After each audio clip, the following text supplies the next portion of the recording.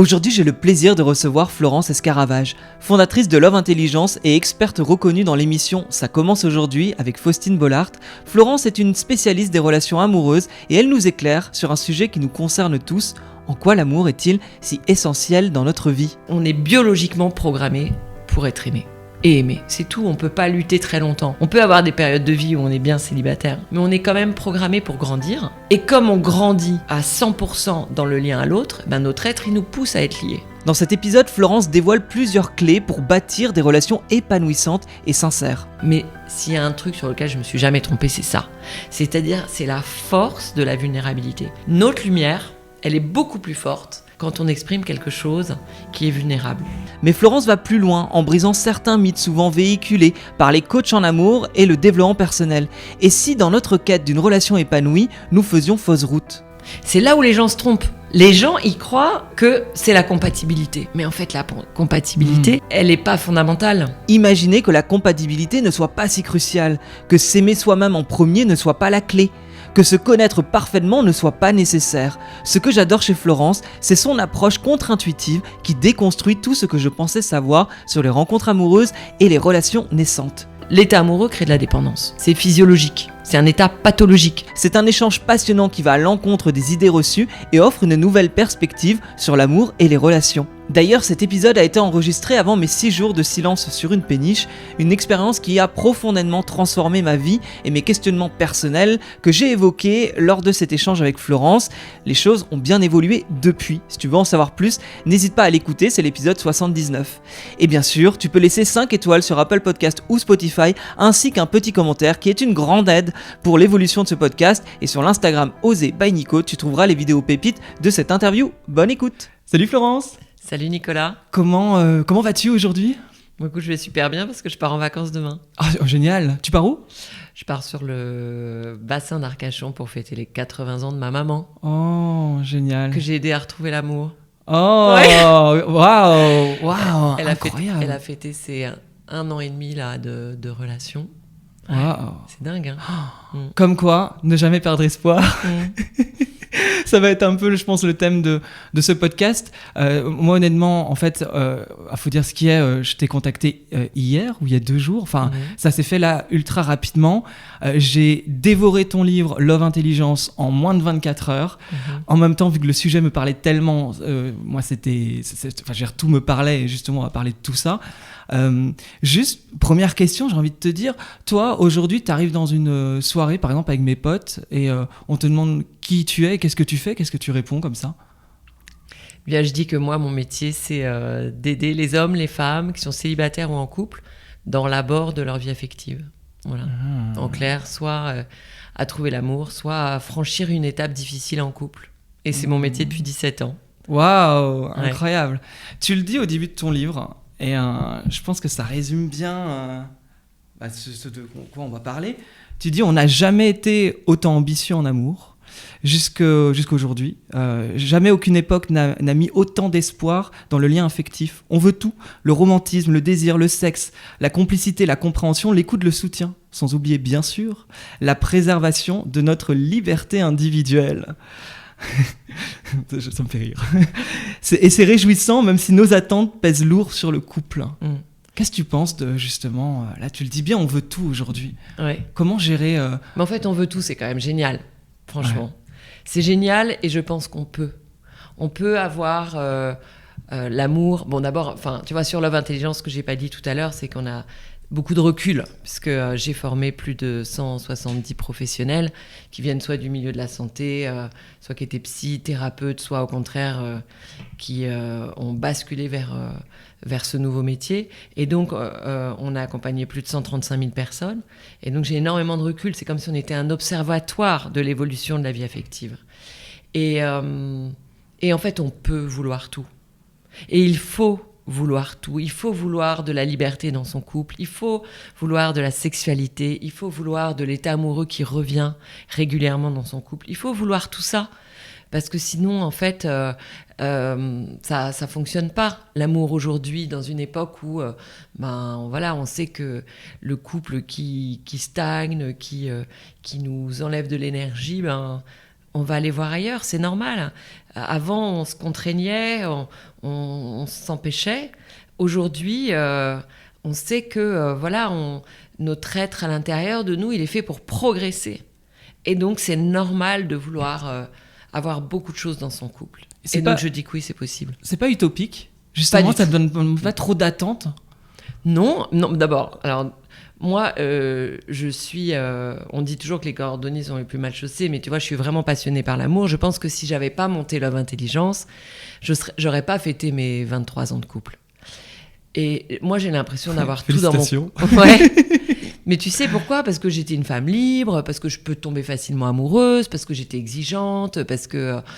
parce que je manquais un peu de confiance en moi, j'avais des rondeurs, et malgré tout, tu vois, malgré tout ça, et parce que je suis un peu comme Obélix, quoi. Je suis tombée dans la dynamique relationnelle et amoureuse, j'étais passionnée par ça très vite, donc j'ai cherché à comprendre pourquoi les gens se plantaient.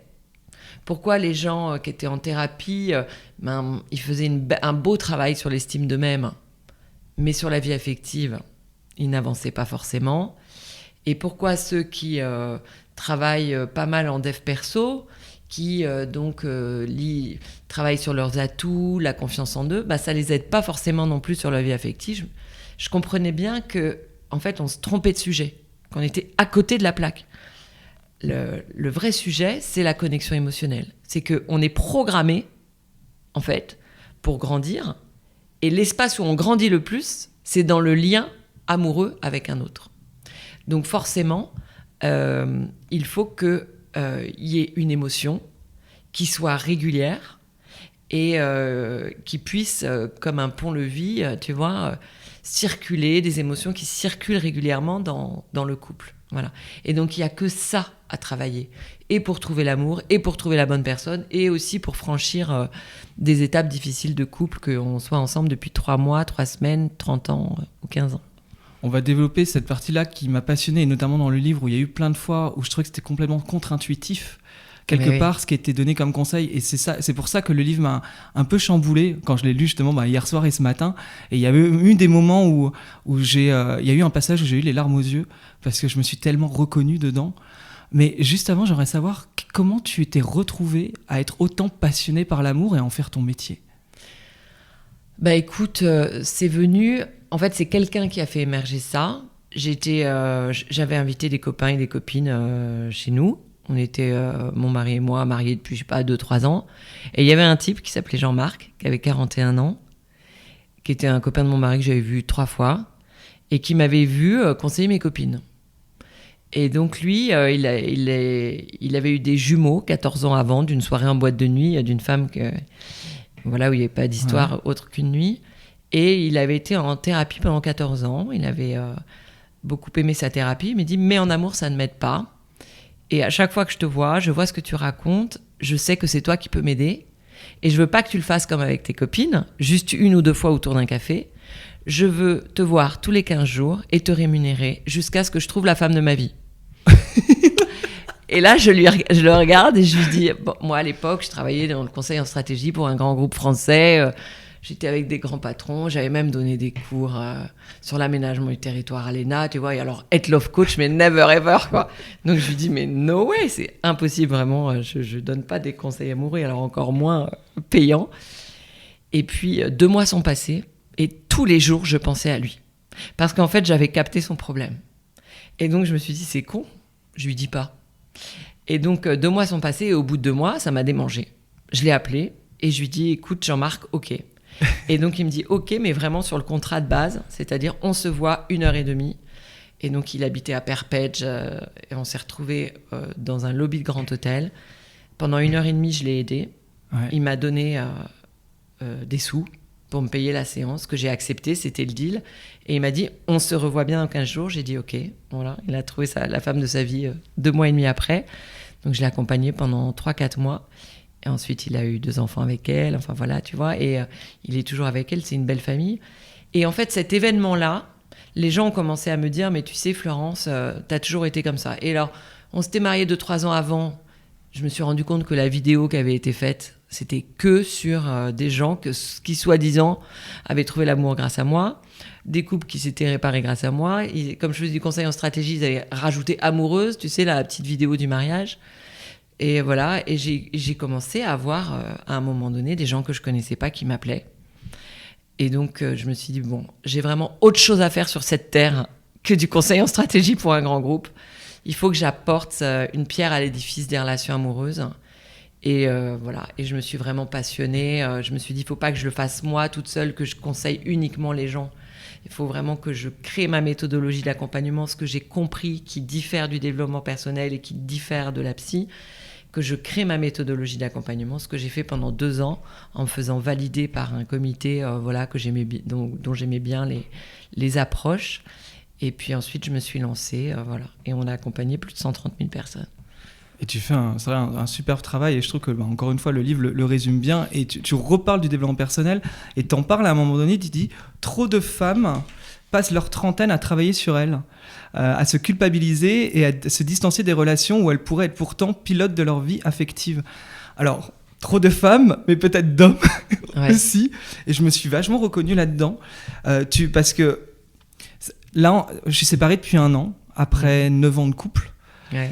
Et je suis face à une solitude ultime que je n'aurais jamais imaginée. C'est pas tant la rupture, c'est comment je me reconstruis. Et là, on me répète depuis 1 an, et encore plus aujourd'hui, il faut d'abord s'aimer pour pouvoir trouver quelqu'un. Donc, je suis à la quête ultime de l'amour inconditionnel envers moi-même. Or, je me rends compte que face à ça, je me sens excessivement seul. Et en fait, c'est ce que tu démontes un peu là, en fait. Ouais. C'est-à-dire que j'ai 38 ans, ça fait 6 ans ça fait 4 ans que j'ai ma thérapeute. Je fais du dev perso depuis au moins 10 ans.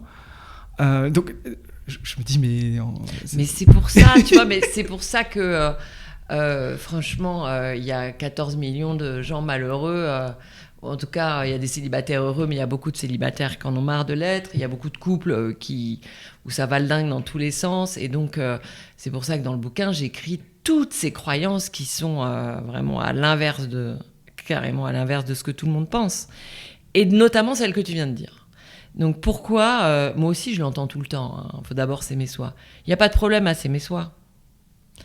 Mais s'aimer soi, ça passe quand même par être aimé par quelqu'un. Moi, un jour, je la citerai pas, mais j'ai vu sur Insta une nana qui disait moi, ma plus grande amoureuse, c'est moi-même. Et puis c'est drôle parce que... et donc elle faisait 1 million de vues, etc. Ouais, super, faut s'aimer soi. Moi, c'était une femme... et je me suis dit, une femme connue, et je l'ai revue 3 ou 4 mois après, qui parlait d'un problème de santé, etc. Et je me disais, bon, bah d'accord, mais tu vois, en fait, là, fondamentalement, pour s'aimer soi, c'est plus facile quand on est aimé. Et au final, on a tous des blessures, on a tous des casseroles. Et c'est profondément ces blessures, ces casseroles, qui sont notre merveille. Parce qu'elles nous ont construit un monde sensible, elles nous permettent d'être plus dans l'empathie, d'être plus dans l'ouverture, dans l'accueil. Et le réflexe des gens, c'est précisément de se dire, je vais d'abord plutôt montrer mes forces, mes atouts, je vais pas montrer ma vulnérabilité parce que les gens vont partir en courant. Ça, c'est un des grands problèmes. Et le deuxième problème, c'est que les gens se disent, je vais d'abord m'aimer moi. Donc, en fait, ils construisent une vie qui est belle, franchement, avec du sport, des copains, des trucs qu'ils aiment. Mais moi, je les vois parce qu'ils arrivent dans le bureau de l'homme intelligence en disant, je comprends pas, j'ai tout pour être heureux, mais je le suis pas. Et en fait, on est biologiquement programmé pour être aimé.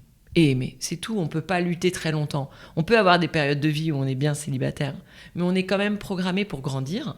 Et comme on grandit à 100% dans le lien à l'autre, notre être, il nous pousse à être liés.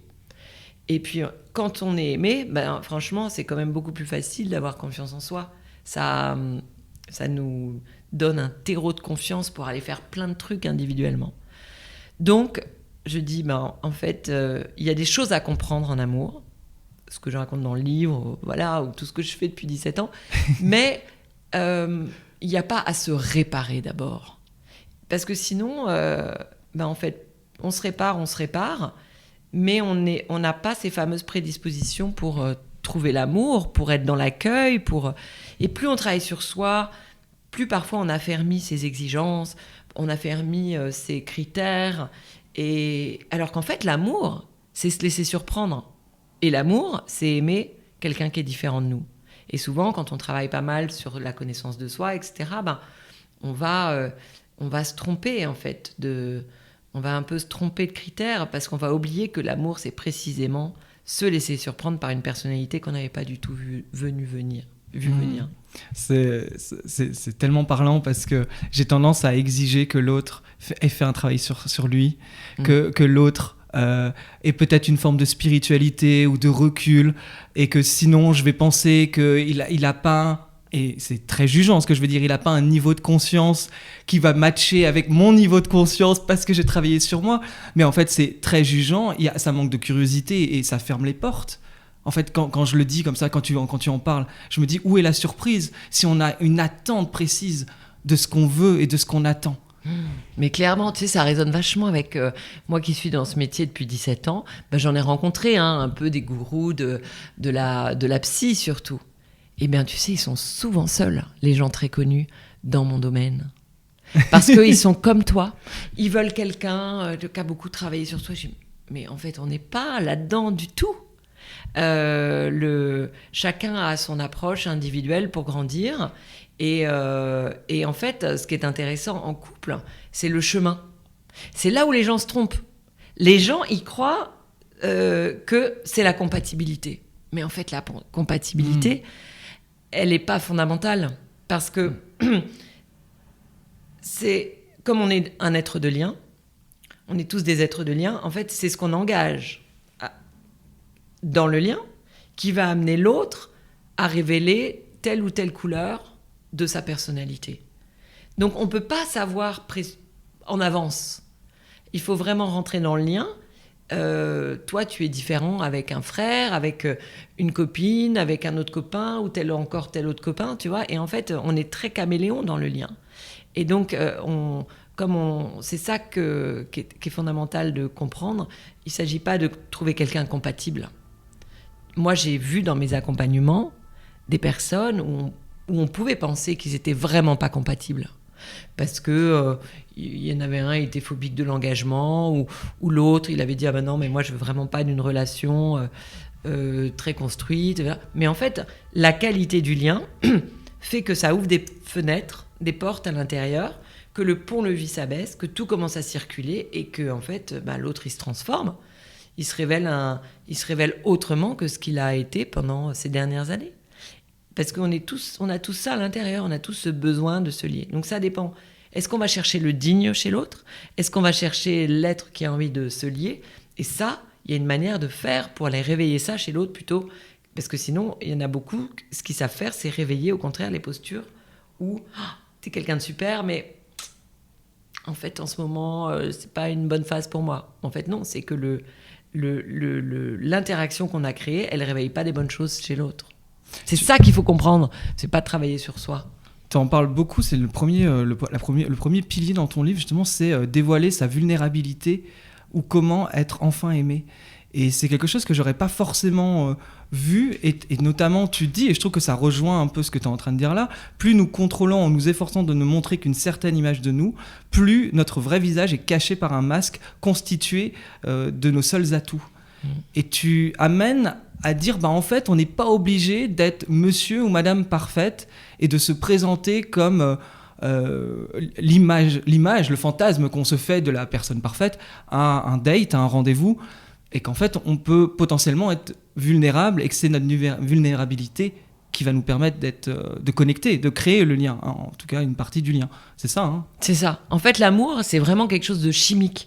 C'est magie. Tu vois, là, on est dans la reproduction de l'espèce, donc c'est très puissant en nous. Donc à un moment donné, soit on est dans le lit de la rivière, soit on passe notre vie à faire des petits pas de côté. Et à ce moment-là, on prend une impasse, puis une deuxième impasse, puis une troisième impasse. Donc il faut comprendre ce que c'est que le courant. Le courant, c'est, pour tomber amoureux, je tombe amoureux d'un être. Je tombe pas amoureux du faire. Ou si par exemple quelqu'un est beau, et donc qui m'attire, je peux avoir une attirance physique. Si quelqu'un est super intelligent, je peux avoir une attirance intellectuelle. Mais à un moment donné, pour vraiment tomber amoureux, je vais tomber amoureux parce qu'en fait, son être vient résonner, vient réveiller quelque chose en moi. En fait, c'est hyper puissant. L'autre, la mission, il y a une mission de l'amour.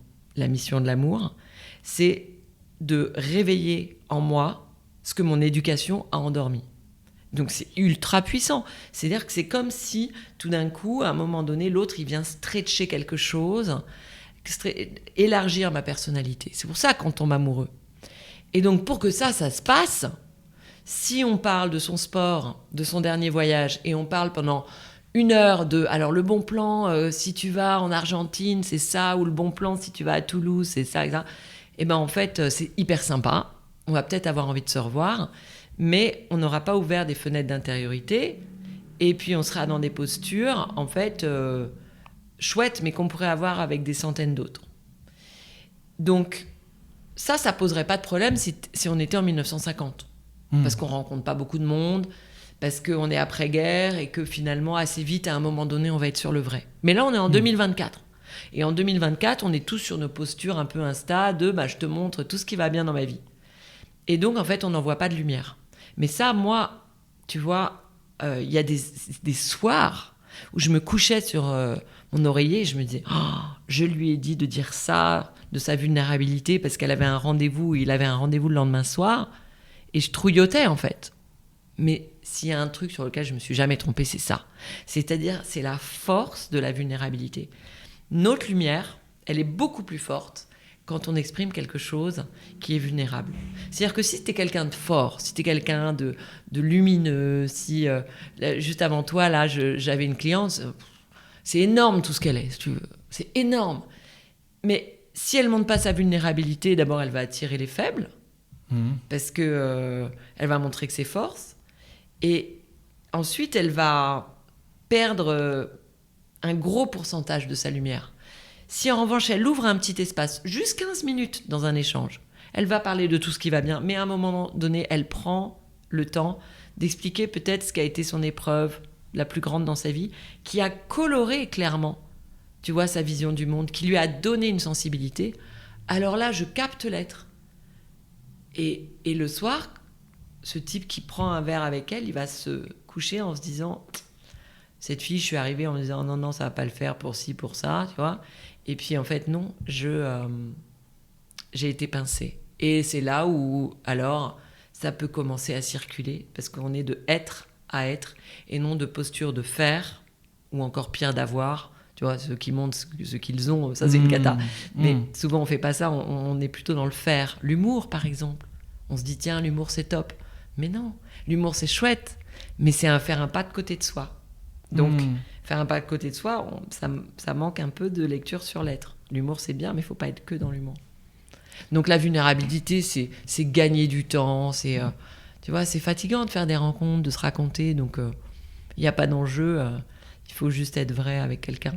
Et il n'y aura pas de prise. Parce que souvent, c'est ça. C'est, ah bah oui, mais attends, je vais me livrer à quelqu'un que je ne connais pas, ou je vais... Non, en fait, parce que c'est un immense cadeau qui va par mimétisme l'enjoindre à être vrai. Donc tu gagnes un temps phénoménal et tu te dis en fait cet échange il est super quoi. Et c'est comme ça que tu passes pas ta vie à passer à côté des autres. Là, après mes 8 mois d'hibernation dans ma solitude, j'ai décidé de partir en Colombie seul, sans trop savoir pourquoi, mais en tout cas très vite les rencontres sont arrivées sur ma route et je les ai provoquées aussi, faut dire, avec les applications de rencontres, et je me suis rendu compte que ce voyage était une reconnexion à l'autre, à la séduction et à la sexualité. Et dans ce que tu dis là, de par le podcast en fait, je me rends compte que je suis facilement communicant, pas évidemment entre guillemets, mais même en voyage, face à des inconnus que j'allais potentiellement pas revoir, mais qui étaient sous forme de date, je posais des questions assez intimes. Parce que je partais du principe que ça servait à rien d'être là et parler de la pluie et du beau temps, quitte à voir quelqu'un pendant 1h30, je veux savoir qui est cette personne en face de moi. Et à un moment donné, les gens, ce qui revient tout le temps, c'est « Oh, qu'est-ce qu'elles sont profondes, tes questions, etc. etc. » Donc j'étais assez content. Et d'un autre côté, quand je suis rentré, un peu fier à ma psy, j'ai dit ouais, j'ai fait plein de dates, etc. Les gens, ils trouvaient que j'étais quelqu'un de profond, d'intense. Je parlais souvent du bonheur, de qu'est-ce qu'était le bonheur pour eux, est-ce qu'ils étaient heureux. Et en fait, elle m'a dit, mais vous ne pouvez pas construire une relation en faisant votre podcasteur. Et du coup, je me sens un peu piégé là, tu vois, dans ce que tu dis, parce que je comprends tout ce que tu dis et j'ai l'impression en fait de créer des liens beaucoup plus forts avec les gens en leur posant des questions qui, moi, franchement, ça amène des discussions tellement honnêtes. Mais qu'est-ce qu'elle veut dire par là ? Elle, excuse-moi, mais elle a pas assez réfléchi.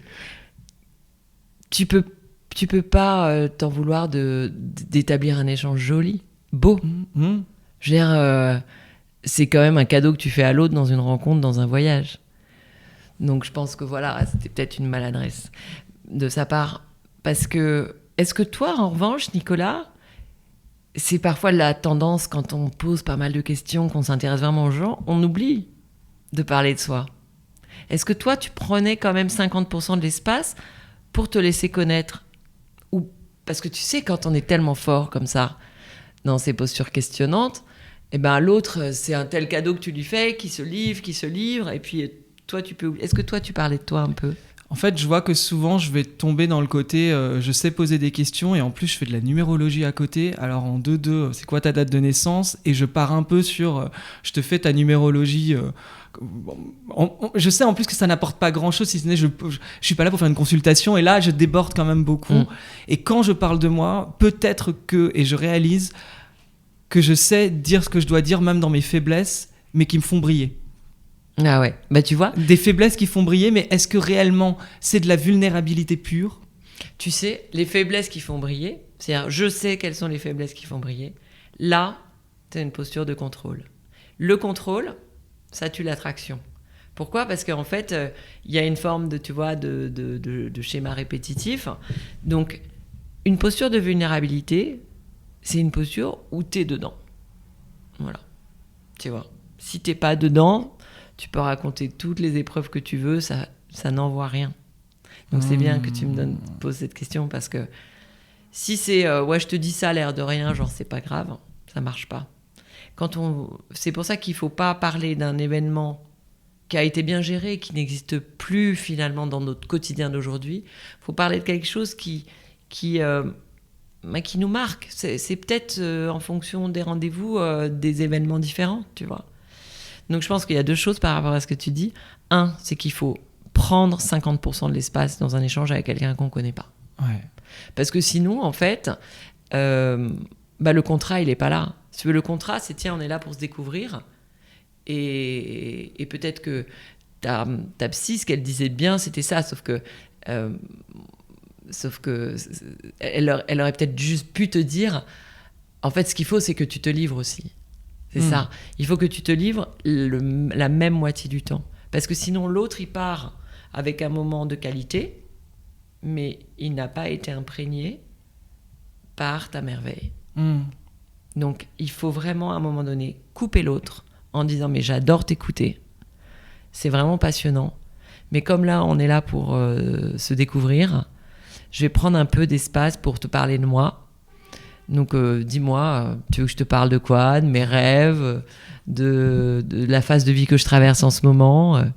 Et puis, si tu commences à répondre et qu'il te coupe, tu dis hop, attends. Faut que je te parle vraiment de moi, parce que tu sais, on va partir là dans 1 heure tous les deux. Et moi, j'ai vraiment besoin de sentir que, voilà, on est là pour se découvrir mutuellement. Parce que sinon... C'est un rendez-vous qui est déséquilibré, qui manque de sens. Mais tu sais, c'est une forme de croyance aussi, puisque dans un livre assez connu, je ne sais plus le nom de l'auteur, mais Comment se faire des amis, ouais. Y a quand même l'une des qualités, c'est tu poses des questions, mais tu ne parles pas de toi. Mais c'est une catastrophe. Tu t'intéresses à l'autre. Ouais. Et là, en fait, encore une fois, tu es en train de dire, ah bah non. Enfin, tu vois, il y a des choses un peu contre-intuitives, comme si dans le développement personnel, il y avait des injonctions pour être intéressant, faut s'intéresser à l'autre. Alors moi, je vais t'expliquer comment fonctionne l'amour et pourquoi ça marche pas. Évidemment que tu peux te faire des amis en les écoutant, mais pourquoi ils vont être ton ami ? Parce qu'ils veulent un psy, parce qu'ils veulent... Tu vois, c'est quand même désagréable à un moment donné d'avoir des amis, on en a tous, qui posent jamais de questions. C'est pas facile de leur dire, tu sais, à chaque fois que je te vois, c'est toi qui parles. Bon. Mais en fait, il faut comprendre que l'amour, le lien, il a une mission, comme je l'ai dit tout à l'heure, c'est de réveiller quelque chose qui a été endormi par notre éducation. C'est-à-dire que, par exemple, j'ai un côté bohème qui a été écrasé parce que dans ma famille, il fallait travailler, et donc on s'autorisait pas ni le côté créa, ni le côté bohème. Et puis tout d'un coup, je tombe amoureux de quelqu'un qui, lui, s'autorise ça vient réveiller ça chez moi. D'accord ? Donc c'est puissant. Mais pour que ça opère, eh ben, en fait, il faut de la confrontation. Donc si l'autre, il ne se confronte pas, il n'explique pas avec force qui il est, ce qu'il adore, ce qu'il déteste, etc., et ben, en fait, le processus quasiment chimique de l'amour, il ne se met pas en œuvre. Donc, ventre mou, le type, il se déverse, tu vois, il trouve ça chouette, hein, ça fait longtemps qu'il n'a pas parlé comme ça, qu'il n'a pas parlé intensément, mais il n'est pas confronté. Je peux prendre le parallèle avec un adolescent. Ouais. Un adolescent, tu vois bien qu'à un moment donné, il se cherche, il traverse des phases cyclotimiques, et en fait, il lui faut un parent, un père ou une mère ou deux pères, qu'importe, qui le confronte avec des limites pour qu'il puisse, comme un papillon, tu vois, sortir de sa chrysalide en étant confronté. Si tout est ouvert, ben en fait, tout est ouvert et il y a de la peur, il y a de la peur de soi, voilà. Et donc, il faut vraiment ne pas s'adapter. C'est une des croyances que j'explique. Si on s'adapte, et ben en fait, on perd le lien. L'autre ne peut pas vraiment exister et donc il ne faut pas s'adapter en amour. C'est drôle parce que pareil, c'était justement une des croyances que tu démontes, hein, parce que moi, quand quelqu'un me plaît, par peur de lui déplaire, je préfère m'adapter à tout ce qu'il dit, tout ce qu'il fait, alors que j'ai quand même un caractère apparemment assez bien trempé, mais face à l'autre, par une forme de timidité et de vouloir pas le brusquer, je dirais pas forcément ce dont j'ai envie. Et en fait, tu perds l'amour. Tu l'empêches d'éprouver, tu vois, tu empêches ce processus quasiment chimique de pouvoir être confronté à une personnalité différente qui va justement enclencher ce travail de tiens, en fait, l'autre est en train de réveiller quelque chose en moi, tu vois. Mais si l'autre, il est pas là, il est juste que dans l'écoute, ça marche pas.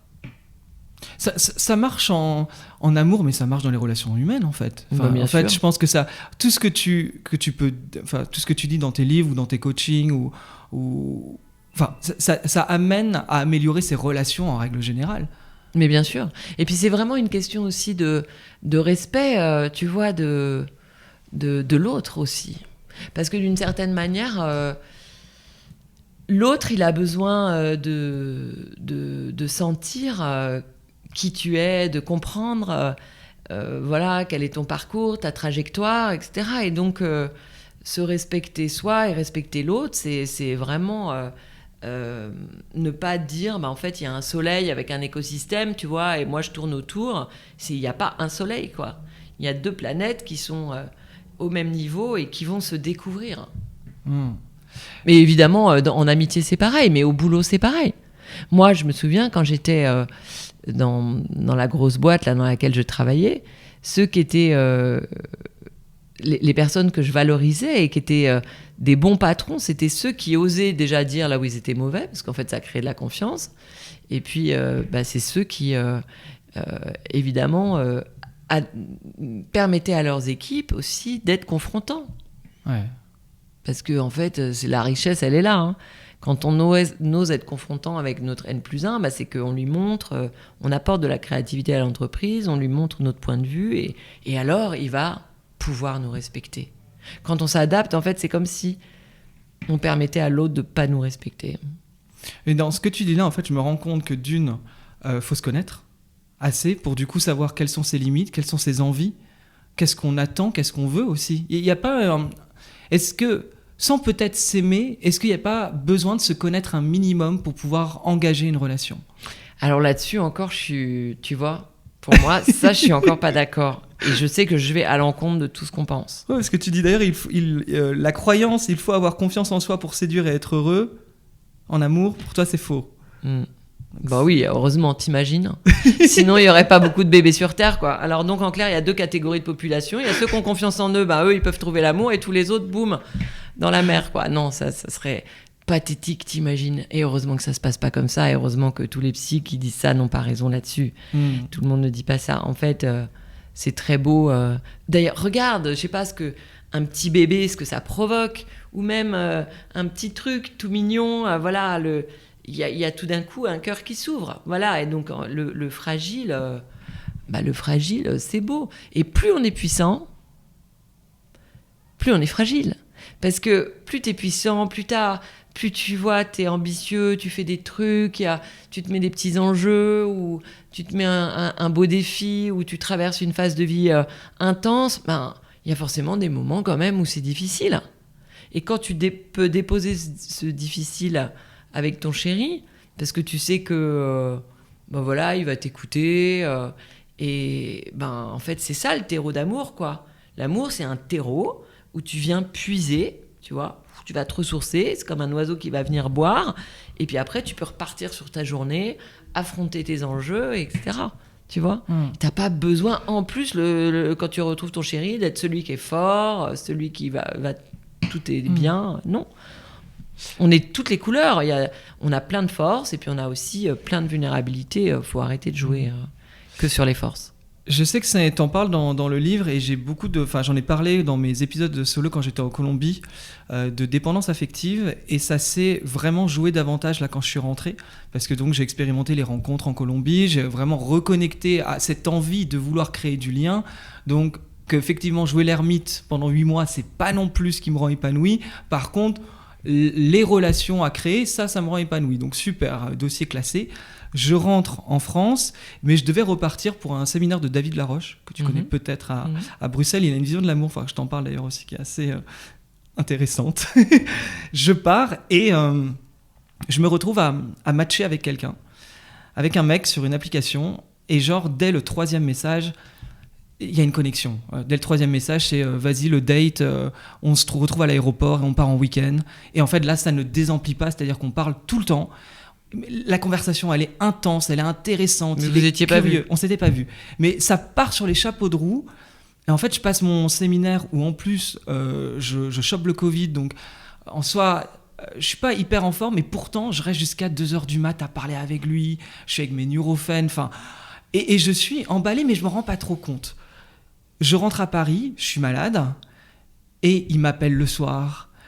Il est ultra présent, on s'envoie des vidéos, on s'envoie des photos, on se fait des vocaux.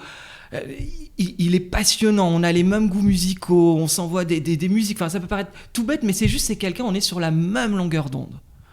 On se voit 9 jours après, puisqu'entre le séminaire et le Covid, moi je suis resté me reposer. Plusieurs fois, je lui dis, écoute, ça va vraiment très vite. Si on ne se plaît pas, ça va être compliqué. Certes, on s'envoie des vidéos, on s'appelle, mais quand même. Il me dit à chaque fois, avec toi c'est différent, j'ai le sentiment, j'ai l'intuition que tu vas compter dans ma vie. Et moi qui ai un terrain de dépendance affective et qui est en manque d'amour, il me nourrit quelque part. Ça faisait 1 an que j'étais célibataire, j'avais reconnecté aux relations, donc là je me dis, c'est le bon. Ça y est, je reviens à Paris, ma vie reprend, l'amour, super.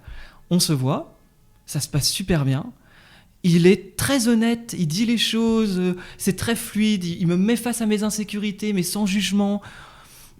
On parle bien, on passe 6 heures ensemble, tout va bien. Le lendemain, on s'appelle pendant 2 heures.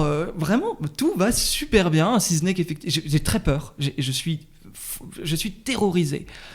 J'ai l'intuition qui va me faire souffrir. Ça, par contre, je le ressens terriblement. On se revoit 3 jours plus tard. On passe la soirée ensemble. Le premier soir, on s'était embrassés. Le deuxième soir, donc 3 jours plus tard, il me fait la bise. Et on se quitte comme ça. Je rentre dévasté chez moi. Et 24 heures plus tard, il m'enverra un message pour dire je tiens à te dire que je pense qu'il faut qu'on reste amis. Je suis tombé de 10 étages. C'est monté tellement haut que j'ai pas compris en fait comment on peut être autant connecté à quelqu'un, se voir, s'embrasser continuer à s'appeler et que tout s'arrête d'un coup. Et de me dire même, cette personne n'existait pas dans ma vie il y a 3 semaines et aujourd'hui, je suis dans un vide incroyable, comme si ma vie n'avait plus aucun sens pour un mec que j'ai vu 2 fois, mais avec qui j'ai parlé pendant 10 jours et créé une connexion qui était absolument... qui m'a fait me rendre vivant, en fait, quelque part. Bah oui. Et ouais, je comprends, Nicolas. Ça, c'est pour ça que, tu vois, il faut de l'éducation affective dans la vie, parce qu'il y a des repères que t'as pas. Et donc là, t'es tombé un peu dedans. Moi, je donne des repères, j'en parle dans mon livre, ça s'appelle les 3 préalables. Déjà, quand on discute avec quelqu'un, moi, je dis, on ne peut pas discuter plus de 20 minutes avant d'avoir vérifié sa capacité à sortir de l'écran. Voilà, on discute 20 minutes et on se voit, pas plus. Tu discutes 30 minutes, mais pas plus. Parce que y a des choses, il y a des gens qui... la relation épistolaire est très bien maîtrisée. On se voit pas en vrai, donc on peut se dire des choses. Et donc, le cœur, il monte. Et puis ensuite, tu es confronté à une réalité. Et déjà, tu es un peu épris, même si tu vois, tu peux être déçu physiquement, tu vas aller au-delà parce que le lien a été tellement fort. Donc moi, je dis, en fait, il faut vraiment discuter 20 minutes, pas plus, par écrit. Et ensuite, se voir. Et quand on se voit, il y a des choses à vérifier. Les choses à vérifier, moi, je parle de 3 choses. En fait, je dis qu'il faut vraiment jamais continuer une relation de plus de 3 semaines si on n'a pas ces 3 éléments-là. Ouais. Le premier, c'est... pas de projet de changement sur moi. C'est-à-dire qu'il faut que tu vérifies que l'autre, il n'est pas en train d'avoir un projet de changement sur toi. C'est-à-dire que tu commences à comprendre que, en fait, tu n'es pas parfait comme tu es, il faudrait peut-être que tu changes de couleur de cheveux, ou que tu t'habilles avec autrement, ou peut-être que cette formation, elle t'est pas utile, ou peut-être que ce métier, tu devrais changer, ou cet ami te fait perdre ton temps, enfin voilà. Le deuxième, c'est une communication qui part au niveau de la mer. Et ça, tu as pas mal de gens où tu sens qu'ils sont un peu... il faut réexpliquer, tu vois, et c'est compliqué, il faut justifier. En fait, là, ça décolle jamais. Et le troisième, c'est une relation qui progresse. Et il faut pas embrasser quelqu'un avant d'avoir une relation qui progresse. Une relation qui progresse, c'est un premier rendez-vous où on apprend à se découvrir, un deuxième rendez-vous, puis un troisième, et on sent que, tu vois, ça progresse doucement. Et si la relation elle progresse pas, en fait je n'embrasse quelqu'un que quand je sens qu'il y a ces 3 éléments là, et le troisième il est fondamental, c'est qu'il y a de la constance et je sens déjà que la relation elle est en train de progresser. C'est-à-dire que de resto je suis passée à une après-midi complète où on était allé se promener en vélo ou au bord de la rivière, et puis ensuite on est parti je sais pas moi, peut-être encore une journée complète au bord de la mer ou je sais pas où, et à ce moment-là j'ai vérifié que la personne en face de moi, elle a un certain ancrage. Et en fait, on peut décevoir quelqu'un en l'embrassant trop tôt. Pourquoi ? Parce que t'imagines la profondeur de vos échanges, le type, il t'a mis là. Et en fait, pour des gens naturellement, la valeur accordée, elle est en fonction de l'effort fourni d'une certaine manière. Et donc, si tout d'un coup, tu vois, toi, tu as du mystère, tu parles de plein de choses, donc plus tu parles, plus il y a un certain mystère sur ta personne, parce que tu vas en profondeur sur les choses, et chaque sujet, tu as tellement de choses à dire. Et puis, boum, il essaye de t'embrasser, et toi, tu l'embrasses, et c'est fait, en fait. Ça veut dire quoi ? Ça veut dire que la prochaine fois qu'on se voit, on se réembrasse ? En fait, non, il y a une forme de déception. Donc, il ne faut pas s'autoriser, pour pas se faire de mal, à embrasser quelqu'un, parce que qui dit embrasser se dit peut-être la prochaine fois on couche ensemble, ou en tout cas on nettoie aussi. J'embrasse plus personne d'autre, je nettoie peut-être des ex dans le placard ou des relations tu vois, ça veut dire énormément s'embrasser en fait. Normalement, si on est clean, si je t'embrasse, ça veut dire que je vais pas en embrasser un autre 3 heures plus tard. Donc en fait ça engage vachement. Et donc d'une certaine manière, embrasser quelqu'un, il faut l'avoir fait une fois que ces 3 préalables ils sont bien là, tu vois. Et là, en fait, tu as été face à quelqu'un qui aime le sentiment amoureux. Tu vois, il est parti sur un plateau comme ça. Et puis, vous vous êtes embrassés. Et puis, en fait, il a eu ce qu'il voulait. Et lui, ce qu'il veut, c'est l'adrénaline et tout. Donc, tu n'as pas vérifié l'ancrage. Tu n'as pas vérifié que la communication, elle était saine, que la relation, elle évolue. C'est super. t'as cette expérience-là, la prochaine fois, tu feras plus l'erreur. En fait, embrasser, ça veut dire énormément de choses. Donc, faut pas lui en vouloir. Lui, je pense qu'il a été sincère, mais c'est quelqu'un d'un peu étrange, tu vois, étonnant. Quand tu parles d'aimer le sentiment amoureux, je trouve que c'est pas évident. Alors, je pense que c'est pas le cas de tout le monde, mais pour le coup, ça me parle, cette idée d'aimer le feu d'artifice, d'aimer ce début de relation. Et t'en parles d'ailleurs, c'est dans les 5 étapes où il y a le début. Je sais plus. C'est le tac, les 5 étapes Ah oui, indispensables. les 5 étapes d'une relation, ouais. Ça, personne les connaît vraiment, en fait. Parce que la première étape, c'est le sentiment amoureux. Ouais. C'est ça, hein, l'état amoureux que tu dis. Ça, j'adore ça. Mais en fait, il y a tout le reste. Mais en fait, les gens, ils adorent l'état amoureux quand ils ne mesurent pas la profondeur de ce que j'appelle l'étape 4. Parce qu'entre l'état amoureux et le couple vraiment connecté, hyper riche, hyper nourri, il y a la phase 2. Rapidement, si on dit, c'est la désillusion, qui est incontournable. Sinon, si on était tout le temps amoureux comme ça au top, en fait, notre cœur, il tiendrait pas, on mourrait. T'as toute une belle littérature japonaise sur comment des femmes pouvaient parvenir à tuer leurs amants en les maintenant tout le temps amoureux. Donc la phase de désillusion, elle est hyper saine. Il faut la traverser. Cette phase de désillusion, c'est une phase où on va être confronté au dessillement des yeux, où on va tout d'un coup voir l'autre tel qu'il est. On est moins dans cet état d'effervescence, tu vois. On retrouve du discernement. Et alors, on est face à un choix. J'accepte de continuer la relation, je le vois tel qu'il est et je l'aime tel qu'il est, ou non, finalement, je me rends compte qu'il y a des choses qui sont fondamentalement pas en accord avec ce que je suis ou mon projet de vie, et donc j'arrête. Donc si on continue, on arrive dans la phase 3, qui est la phase la plus difficile, où 80% des couples stagnent. Je vais pas rester trop longtemps là-dessus, j'explique bien dans mon bouquin, parce que sinon je vais pas répondre à ta question. Et donc c'est enfin, ensuite, quand on sort de cette phase des confrontations, on arrive dans ce que j'appelle la phase 4, qui est le couple connecté. Et celui-là, il est d'une profondeur qui est plus forte que l'état amoureux.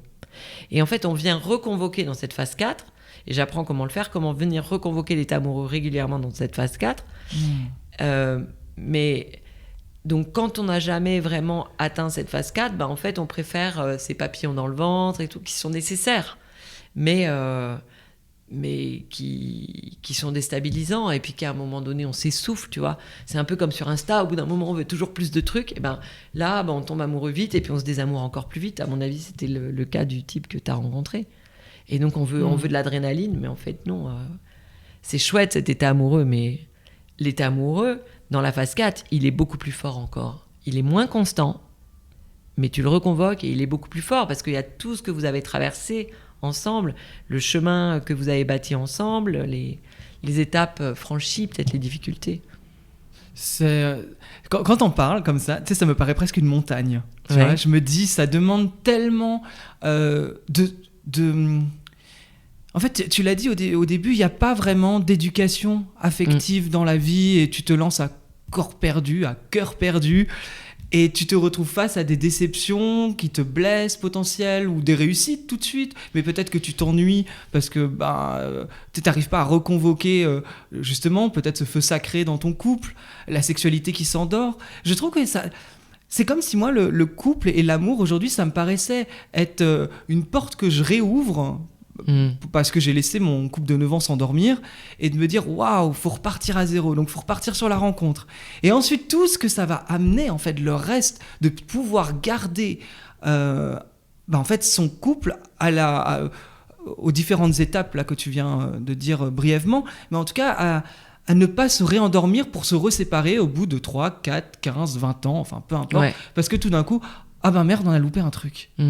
Mais oui, mais tu sais, en même temps, c'est très beau, parce que là, en 2024, l'amour, il part d'une feuille blanche. On sort du modèle patriarcal. On a tout à réinventer. Mais honnêtement, c'est beau, parce que les siècles d'avant, on n'avait pas grand-chose à envier, tu vois. Là, enfin, on peut se dire, tiens, on va pouvoir s'aimer en étant sur un pied d'égalité. Donc, évidemment qu'il y a plein de trucs à comprendre.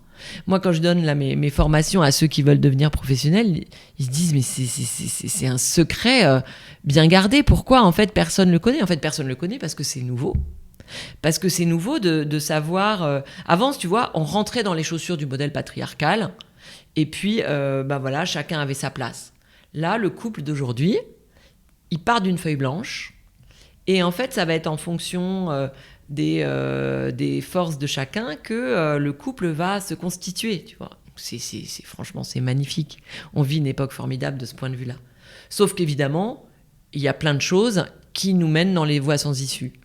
Donc ces choses-là, c'est des postures de ce qu'on peut parfois malheureusement entendre chez le psy, travailler sur ses forces, ses atouts, travailler sur la connaissance de soi. Mais en fait, la connaissance de soi, elle apporte pas grand-chose en amour. Parce que la connaissance de soi, c'est quelque chose de beau, mais en amour, elle amène, concrètement, moi je ne parle que du concret, elle amène parfois à se dire, je me connais tellement bien que je sais ce qu'il me faut. Mais en fait, bizarrement, il y a personne qui passe le tamis. Donc l'amour, c'est se laisser surprendre, puisque l'amour, c'est aller réveiller des choses de soi qui sont endormies. Donc la connaissance de soi pour bosser, pour tout ce que tu veux, oui, mais dans l'amour, non. Parce qu'en fait, l'amour, c'est un merveilleux laboratoire de croissance individuelle où voilà, tu vas te découvrir tellement autre. Voilà. Donc oui, c'est un chemin. En fait, c'est le chemin qui est passionnant. C'est pas la compatibilité, c'est pas... Et oui, il y a tout à refaire. Mais tu peux t'appuyer sur ta relation de 9 ans pour vraiment dire, tiens, celle-là, je la mets dans mon cœur, parce qu'il y a plein de jolies choses dans cette relation. En revanche, il y a des choses... Qu'est-ce que j'ai compris de cette relation? Qu'est-ce qu'elle m'a apporté? Et puis, il y a des choses que je ne veux plus. Et donc, ça va me donner un certain enseignement pour ma relation suivante. Et puis, moi, Nicolas, voilà, à l'âge que j'ai, en fait, je suis plus en possession peut-être de qui je suis. Et donc, je vais oser accepter que l'amour, ça demande tellement de... Voilà, évidemment, d'éducation affective. En fait, c'est juste une colonne vertébrale qu'il faut structurer. Après que tu choisisses, tu vois, Pierre, Paul, Jacques, avec telle personnalité ou telle autre, tu peux tout traverser, Nicolas. Tu peux aller choisir quelqu'un qui te semble pas du tout compatible, mais qui t'attire énormément. Ça marchera. À partir du moment où tu as musclé ta colonne vertébrale. Moi, j'ai vu des gens au début qui ne semblaient pas du tout compatibles, mais j'y croyais quand même. Parce que le type, il avait dit une phrase. Je me suis dit, celui-là, à l'intérieur de lui, il a tout ce qu'il faut, tu vois. Et en fait, c'est le chemin qui est passionnant. Donc, il faut y aller, mais il faut juste comprendre que la dépendance affective, par exemple, ça, c'est un gros mot pour moi. Pourquoi? Je déteste. Je déteste. Parce que, tu vois, en fait, parfois, les gens, ils confondent l'état amoureux avec la dépendance affective. Vaut mieux muscler sa colonne vertébrale. Et au début, évidemment, quand on est amoureux, on est dépendant. Moi, je vois que des gens qui parfois sont pas assez dépendants, justement. Ils sont pas assez amoureux. Ils sont trop dans leurs copains, leur sport, leur boulot, leur start-up, leur machin. Non, en fait, c'est normal. L'état amoureux crée de la dépendance. C'est physiologique. C'est un état pathologique. Tu vas te faire découper le cerveau, prendre une IRM de ton cerveau. Tu as, comme le piano, des éléments en sourdine qui sont... Ton esprit critique est en sourdine. Et en revanche, tu as des choses qui sont très en éveil. Et donc forcément, tu es en dépendance. C'est ce que j'appelle le FAMA. Fantasme, angoisse, mystère, manque, attente. Tout ça, voilà. Et c'est normal. Tu n'es pas en dépendance affective. Tu sais tellement bien connecter avec quelqu'un. Voilà. En revanche, tu te donnes des fondamentaux. Ce que je te dis, les 3 préalables. Embrasser quelqu'un, ça veut dire beaucoup, tu vois. Et puis même la sexualité. La sexualité, c'est... Tu vois, il y a quand même... faut beaucoup de lâcher prise dans la sexualité pour qu'elle marche. Dans le contrôle, sinon ça marche pas chez les mecs. Donc ce lâcher prise, c'est quand même très beau. Et ce lâcher prise, tu peux pas le donner à quelqu'un si t'as pas un tout petit peu vérifié des trucs. Parce que vous, les hommes, vous avez aussi les hormones de l'attachement. En un petit peu moins fort que nous, les femmes. Mais vous les avez. Il y a une étude américaine magnifique qui a démontré que vous avez les hormones de l'attachement suite à la sexualité. Donc vous sortez pas indemne. C'est pas vrai. Vous sortez pas indemne d'un acte sexuel.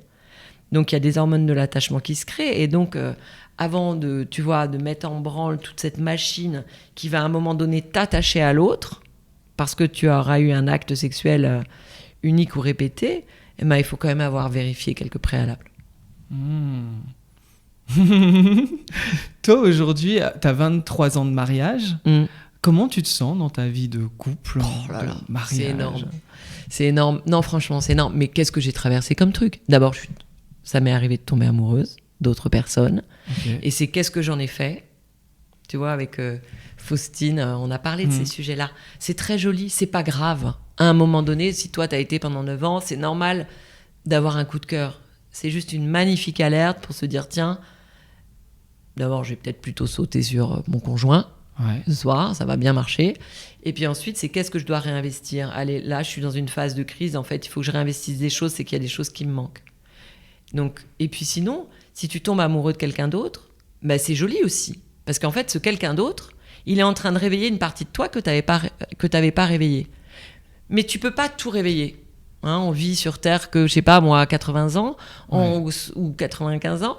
On peut pas tout réveiller. Donc, l'amour, c'est un choix. Voilà.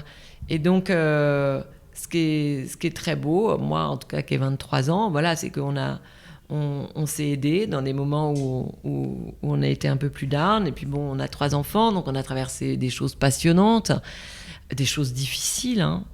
Et moi, je dis souvent que si j'avais pas monté Love Intelligence avec la personnalité que j'ai, ce côté très libre aussi, puis il y a une séduction en moi, tu vois, moi je connecte vite parce que je me l'applique, donc forcément je connecte vite avec quelqu'un, je peux être comme toi, je peux vite tomber amoureuse, mais c'est ensuite qu'est-ce que j'en fais, je le mets dans le cœur, ça me concerne que moi, hein.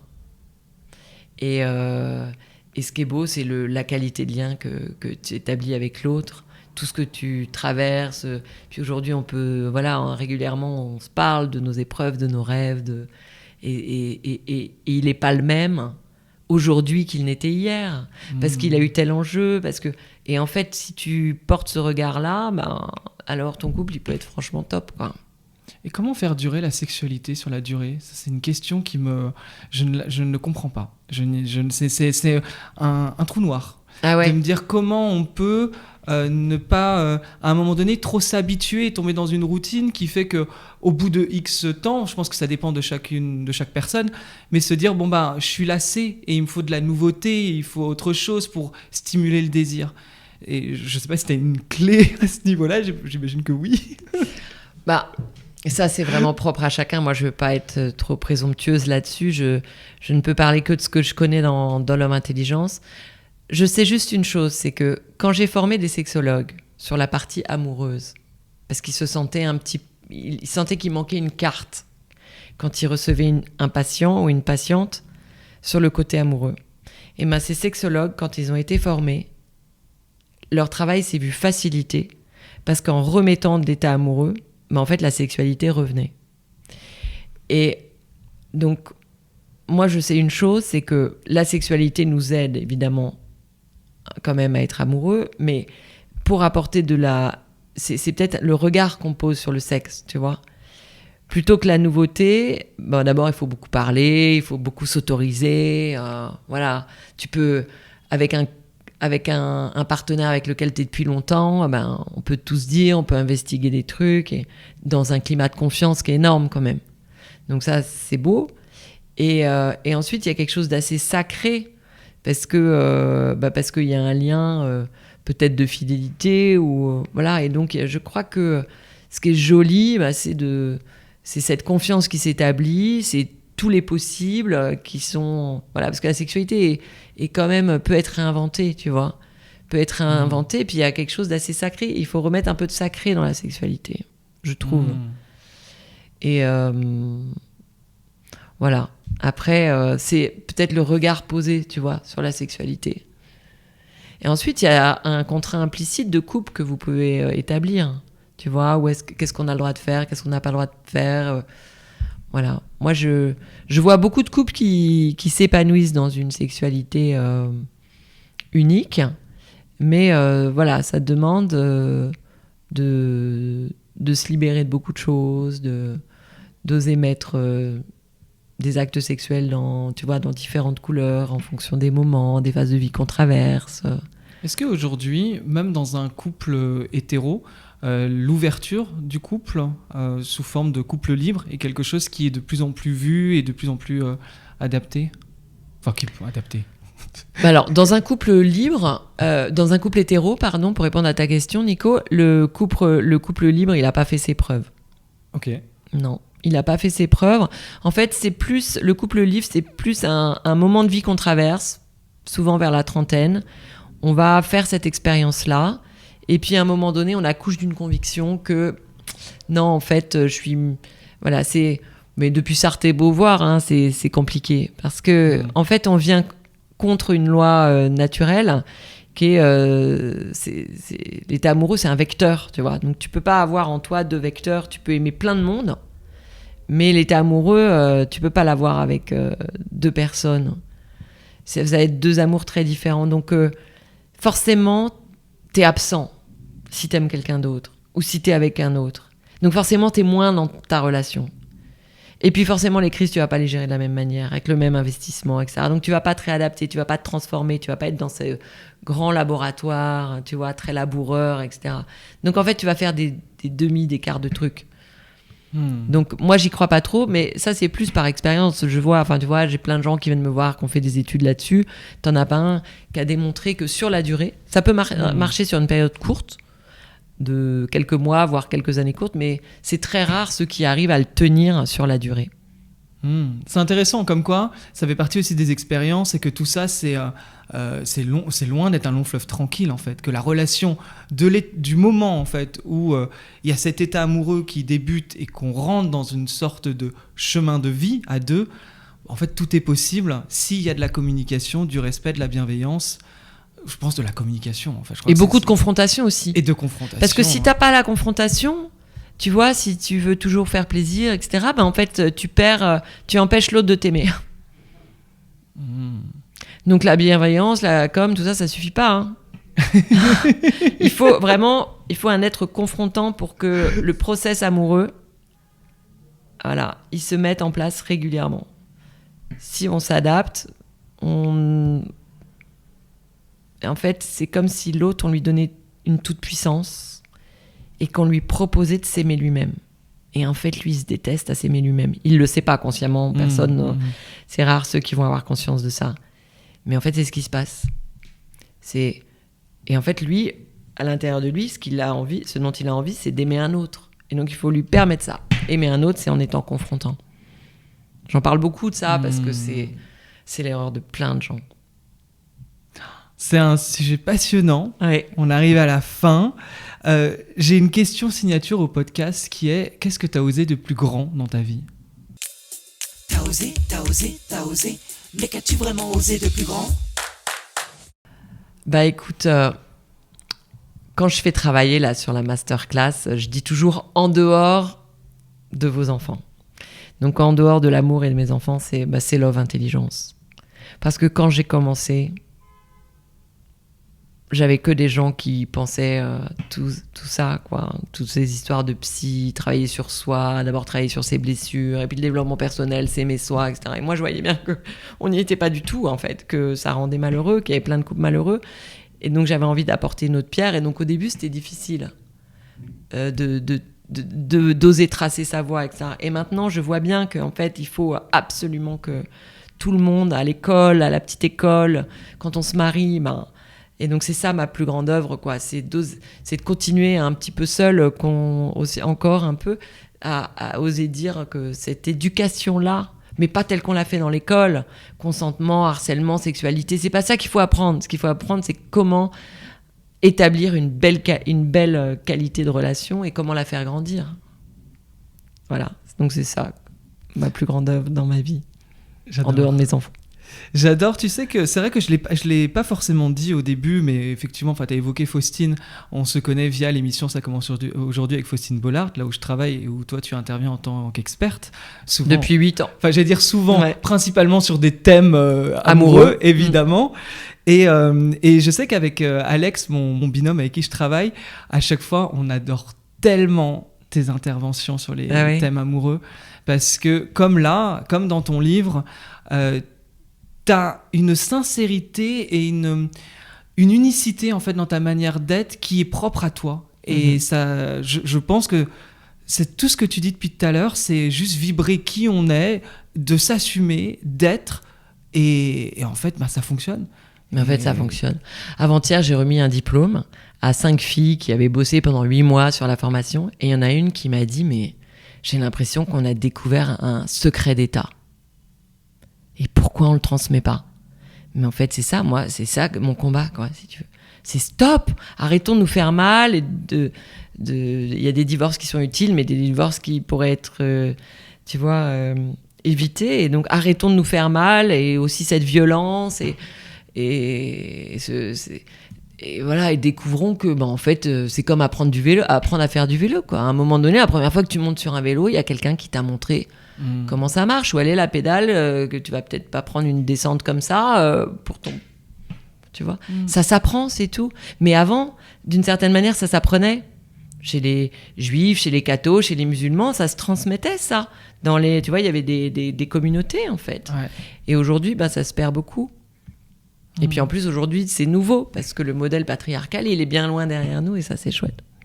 En tout cas, pour ceux qui veulent, déjà, ils ont eu des clés dans l'épisode. Ton livre, Love Intelligence, ceux qui sont sur YouTube, vous voyez la couverture. Sinon, les liens sont dans la description. Je mets également ton site. Oui, Love il y a une Intelligence. masterclass qui est super bien pour les personnes célibataires. Tu vois, en 5 étapes pour trouver l'amour, et puis il y en a une autre pour les personnes en couple. Voilà, ça fait shaker la tête, là, et ça fait muscler la colonne. Il y a les liens dans la description, donc vous n'avez juste qu'à aller cliquer si vous voulez justement développer votre pouvoir amoureux. Hein. Ouais. Et je pense que c'est tellement ce qu'il y a de plus important. On dit souvent, j'ai entendu et je le répète, il y a 2 choix dans la vie, soit les choix vers la peur, soit les choix vers l'amour. Et au final, cultiver l'amour en règle générale dans sa vie, mais dans son couple, dans les rencontres, c'est pour moi c'est retrouver en fait un bien-être au quotidien et le bonheur quelque part. C'est ça, c'est comme l'eau, quoi. C'est comme l'air. Ouais. On a vraiment besoin de ça, donc on a eu le droit, on s'est un peu trompé là. Et là, faut revenir au centre, quoi. On a besoin d'être aimé, c'est tout. On est constitué comme ça.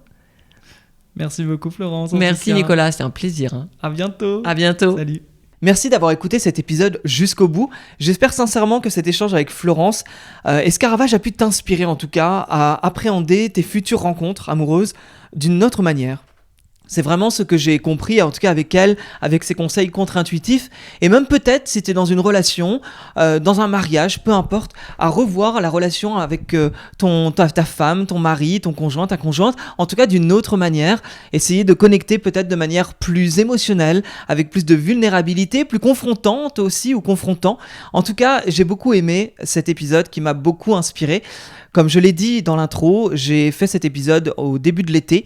Entre-temps, il s'est passé beaucoup de choses. Un travail sur moi, notamment avec cette semaine de silence qui a été extrêmement transformatrice lors de cette semaine de silence sur une péniche. C'est l'épisode 79. N'hésite pas à l'écouter. C'est un autre éclairage aussi sur comment on peut se guérir soi-même pour être beaucoup plus prêt, là en tout cas moi, à partir à la recherche de nouvelles rencontres. Je te dis à très bientôt. N'hésite pas, 5 étoiles sur Apple Podcast ou Spotify, ainsi qu'un petit commentaire, et je te dis en tout cas à très bientôt pour un nouvel épisode. Salut!